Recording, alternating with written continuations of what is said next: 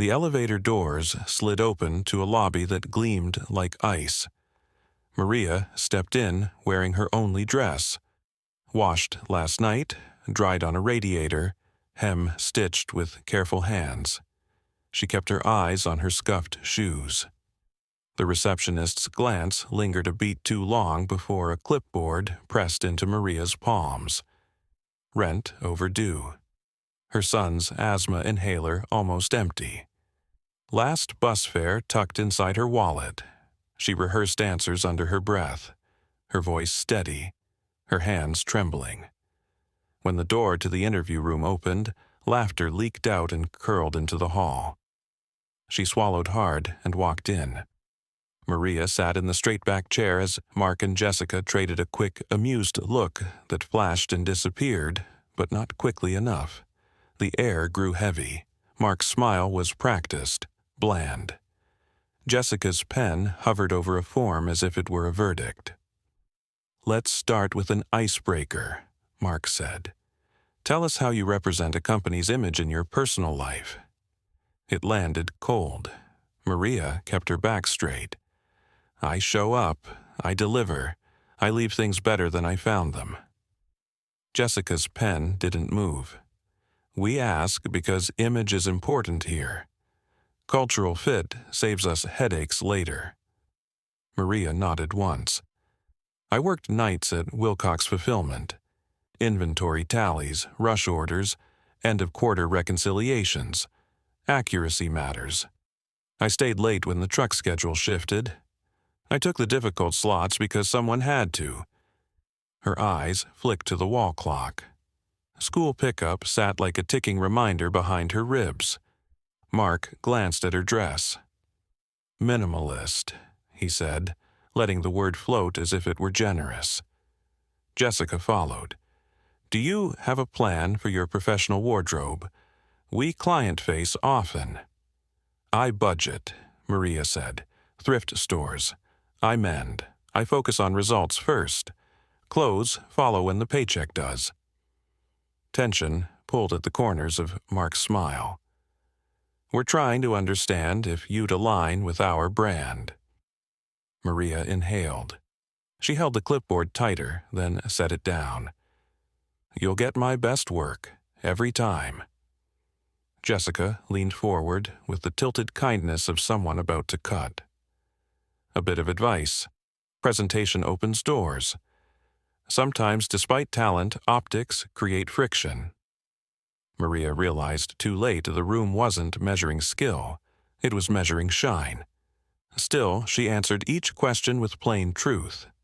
Databases she had cleaned, vendors she had soothed, process gaps she had closed. She refused to apologize for the dress her son had seen her iron at dawn. She refused to apologize for the bus pass or the scuffed shoes that had walked her from night shift to parent-teacher conferences. The clock hand clicked. A breath snagged. The door felt farther away than it was. She wanted a fair evaluation. Work weighed against work. Instead, smirks and coded questions fenced her in. Failure meant eviction notices sliding under her door like knives, meant skipping medicine and pretending it didn't matter. She folded her hands to stop the tremor. "I brought something," Maria said, opening a worn folder. She slid out a printed spreadsheet, columns crisp, errors flagged in red triangles, notes layered in the margins. "At Wilcox, this report took 2 people 4 hours. I rebuilt it with formulas and checks, cut it to 40 minutes.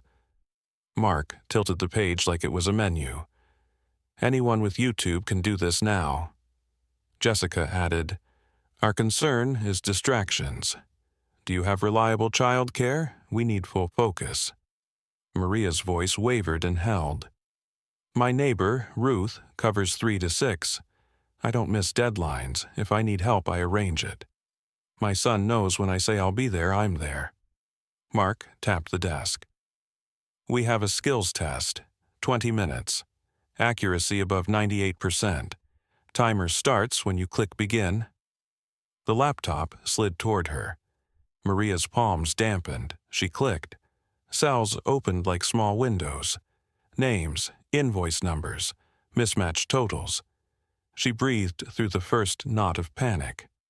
Then her hands remembered. She nested formulas, added conditional formats, traced the misalignments, built a quick error trap to catch duplicate entries, left a breadcrumb note for each fix. The timer blinked its last seconds when she submitted. She had a heartbeat to spare. Jessica peered at the screen. The font's a bit loud. Mark shrugged. I question your confidence for client-facing roles. We need Polish.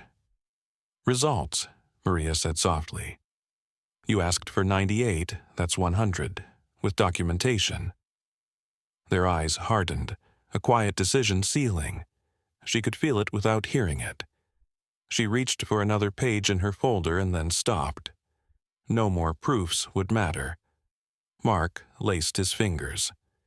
Let's explore financial flexibility.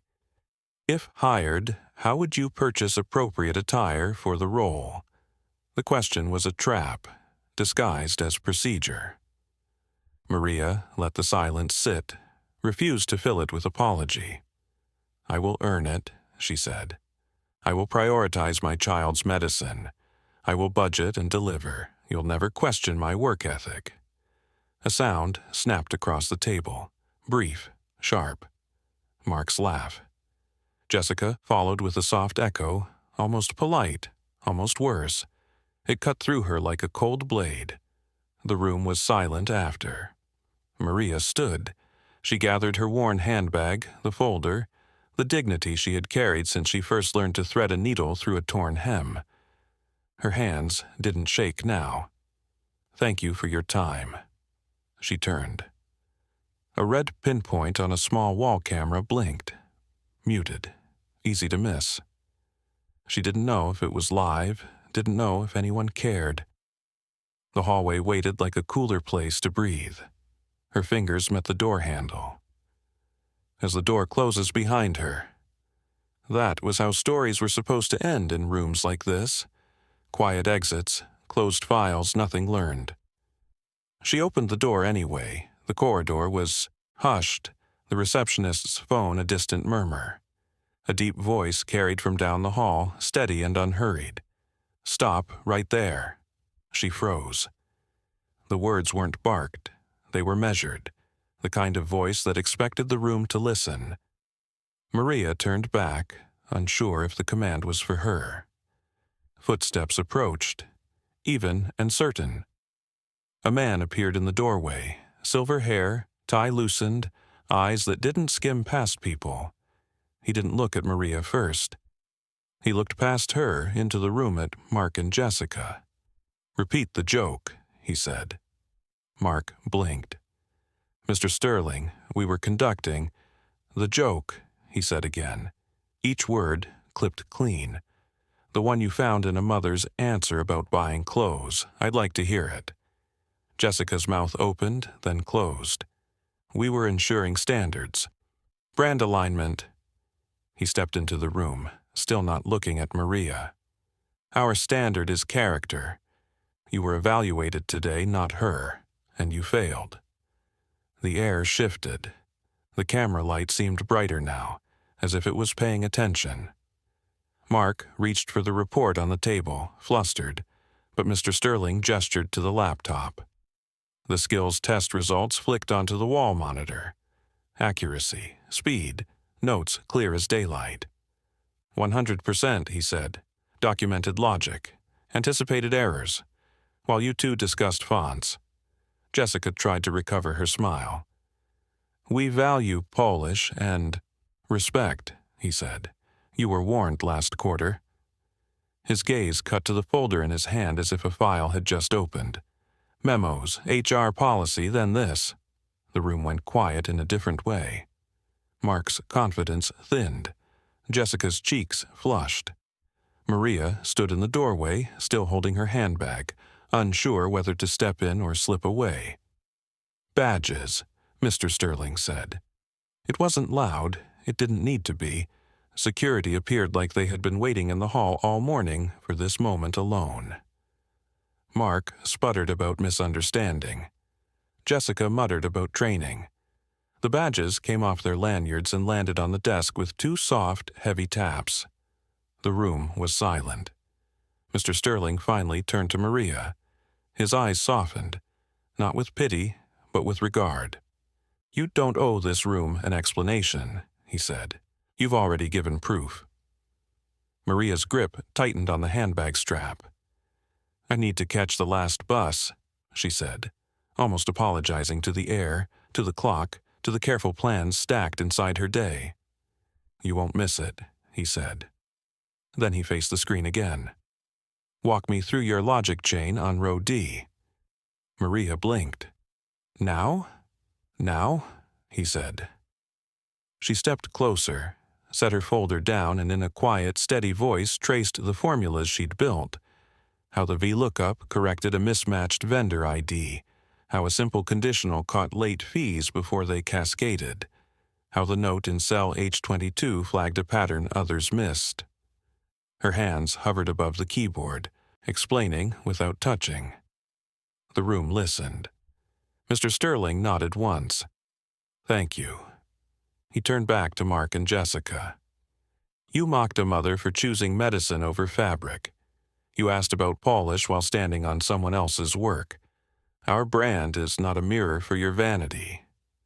Mark opened his mouth, closed it. "Security will escort you out," Mr. Sterling said. "HR will follow up, formal termination for cause." The words landed with the weight of a gavel, and still he did not raise his voice. As the door closed behind them, the air eased. The receptionist hovered in the hall, eyes wide, phone forgotten. Maria stood in a stillness that felt almost unreal. "I owe you an apology," Mr. Sterling said, finally facing her squarely. "What you heard in this room is not who we are, or who we intend to be." She nodded, unsure what to do with the apology, where to place it inside the day she still had to finish. "I appreciate it." "I want you here," he said. "Operations analyst. Flexible hours for school pickup. A clothing stipend for client meetings, but not because I care about fabric. Because I refuse to let cost be a gatekeeper to dignity." Her breath caught. "I don't want special treatment." "You're not getting it," he said. "You're getting recognition, results, and character. That's the job description." She hesitated. "My neighbor can watch my son until 6. After that, I have to be home. And today, the bus. Car service today," he said. "Onboarding this afternoon. Mentor assigned by week's end. We'll align schedules around your life, not against it." For a moment, she couldn't find words. "I'll work hard," she managed. "You'll never regret it."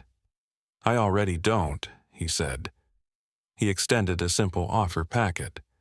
No theatrics, just terms and respect. Across the lobby, the receptionist watched as Maria signed, hands steady now. The camera's red light glowed, no longer a threat, just a witness. Maria stepped into the bright lobby clutching the offer, the paper warm from her hands. She called her son. "We're okay," she whispered, and his small laugh filled her ear. The air felt lighter. The sting of humiliation dissolved, leaving reverence, dignity intact, worth affirmed, the day bending toward mercy. The elevator doors slid shut on her reflection. Same dress, same eyes, but now carrying respect like armor.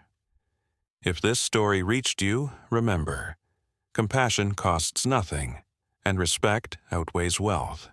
Share your thoughts below, like the video, and subscribe to the channel for more stories where dignity wins.